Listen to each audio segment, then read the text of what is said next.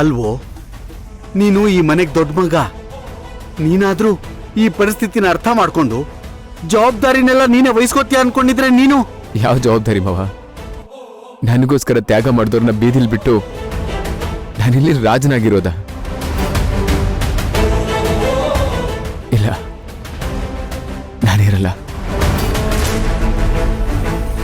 ಭವಾನಿ, ಅಥರ್ವ, ಅಥರ್ವ, ಅಥರ್ವ!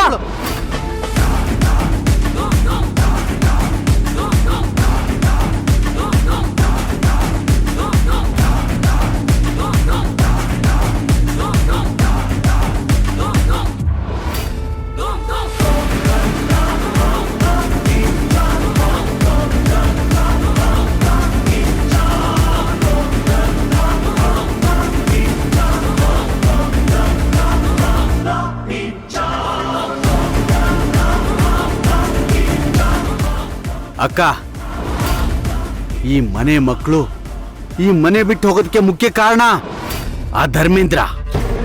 ಅವ್ರ ಮನ್ಸೊಳಗೆ ವಿಷ ಬೀಜ ಬಿತ್ತಿರೋನೇ ಅವನು. ಮೊದ್ಲು ಅವನಿಗೆ ಕಾಲ್ ಮಾಡು. ಅಕ್ಕ, ಏನ್ ಯೋಚನೆ ಮಾಡ್ತಾ ಇದ್ಯಾ? ಮೊದ್ಲು ಅವನಿಗೆ ಫೋನ್ ಮಾಡು.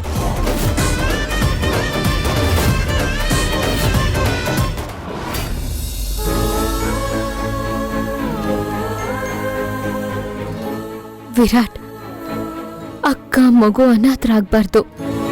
ಅವಳು ಬಯಸಿದ ಜೀವನ ಅವಳಿಗೆ ಸಿಗ್ಬೇಕು ಅನ್ನೋ ಒಂದೇ ಒಂದ್ ಕಾರಣಕ್ಕೆ ನಾನ್ ಭೈರವಿ ಆದೆ. ಯಾಕಂದ್ರೆ ನನ್ಗೆ ನಮ್ಮಪ್ಪ ಅಮ್ಮನ್ಗಿಂತ ನನಗ್ ನನ್ನ ಅಕ್ಕ ಅಂದ್ರೇನೆ ಸರ್ವಸ್ವ.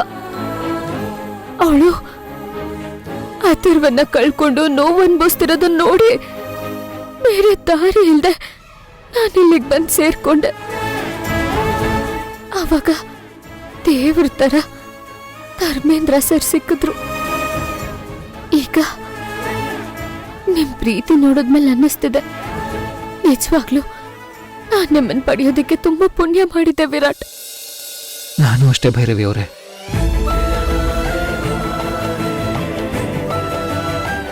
ನಿಮ್ಮಂತ ಹುಡುಗನ ಬಹುಶಃ ಎಲ್ಲ ಹುಡುಗಿರು ತಪಸ್ ಮಾಡ್ಕೊಂಡು ಪಡ್ಕೋತಾರೆ ಅನ್ಸುತ್ತೆ. ಆದ್ರೆ ನಾನು ಯಾವುದನ್ನು ಬಯಸ್ದೆ ದೇವರ ಹಾಗೆ ನೀವ್ ನನಗ್ ಸಿಕ್ಬಿಟ್ರಿ.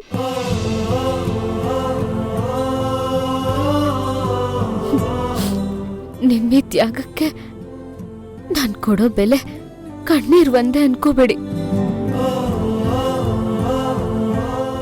ಈ ಜನ್ಮ ಪೂರ್ತಿ ನಾನ್ ನಿಮಗ್ ಋಣಿಯಾಗಿರ್ತೀನಿ.